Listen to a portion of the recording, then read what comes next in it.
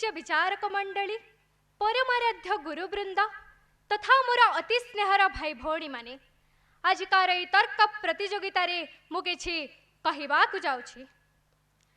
स्वाधीनता ठाडू बड़ सुख नाही कि पराधीनता ठारू बड़ी दुख नाही। दीर्घ दिन पर भारत माता मुगल एवं इंग्रेज मानक शासन शिकुड़ी 1947 मसीहा अगस्ट 15 तारिख दिन मुक्ति लाभ कले। एही मुक्ति संग्राम प्रधान महानायक थिले महात्मा गांधी। स्वाधीनता संग्राम रे भारत माता बहु योग्यतम वरपुत्र आत्मबलि देले। एही सुयोग्य संतान आत्मबलि व्यर्थ जाई नथिला एवं एहार सुफल स्वरूप आमको प्राप्त हैला गणतंत्र रूपक अमृत महाकुंभ। भारतीय वासी हृदय जागृत हैला अनेक स्वप्न।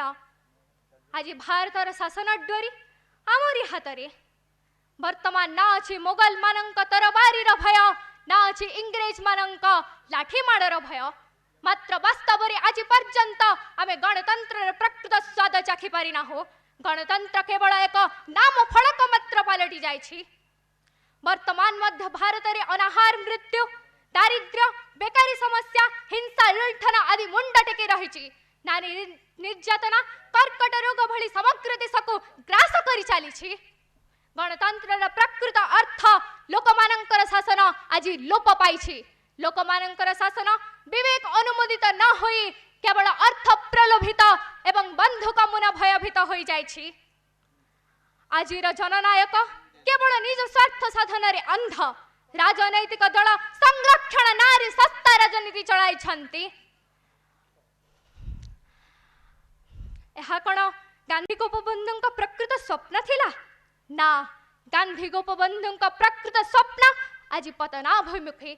उत्कल गौरव मधुसूदन दास मतरे जाति नंदी घोष चलेब के भाई स्वार्थ को सारथी कले टाणे किरे गाड़ी दानार तोबड़ा घोड़ा मुहे बंधा थिले। भारतर बहु कष्ट लब्ध गणतंत्र आज विफल होइछि। भारतीय वासी आज पाहास्फोट मारी कहउचंती जे आमे एक गणतांत्रिक राष्ट्र नागरिक किंतु प्रकृति रे एठी गणतंत्र नुहे चलीछि केवल स्वार्थतंत्र राजनीति।